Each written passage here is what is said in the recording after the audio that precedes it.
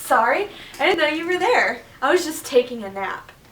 And that reminds me of this really cool book I've read recently called The Napping House, which is by Audrey Wood and it's illustrated by her husband, Don Wood.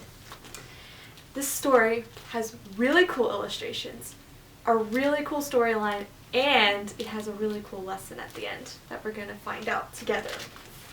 So, at the very beginning of this story, we see the house, which is called the napping house. And the reason why is because, of course, everyone's sleeping.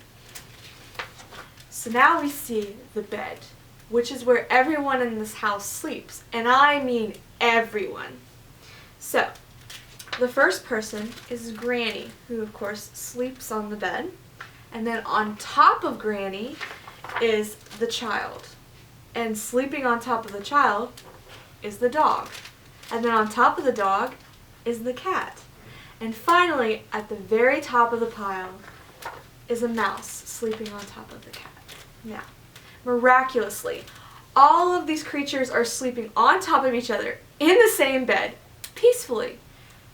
And you might think, what could possibly go wrong? Well, let me tell you. A flea jumps on top of the mouse, and the flea bites the mouse, causing the mouse to get scared and starting a whole chain reaction. So, when the mouse gets scared, he then scares the cat, and then the cat scares the dog, and then the dog scares the child. And of course, finally, the child then scares Granny. Now everyone is jumping up out of this bed, and it's all crazy chaos, and when Granny comes crashing back down into the bed, she breaks it. Now, as you can see, beforehand we had a nice dark rainstorm going on.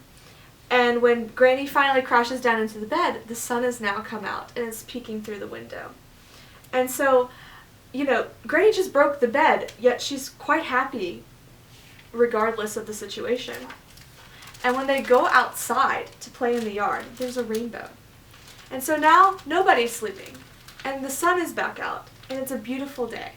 And so the really cool lesson in this story is that no matter what the circumstances are, you can always find a positive side. And so their positive side to having this rude awakening is that they got to go outside and enjoy a beautiful day. So, I hope you've enjoyed this book talk, and I hope that you will want to read this book for yourself one day. Now, if you'll excuse me, I have to get back to my nap.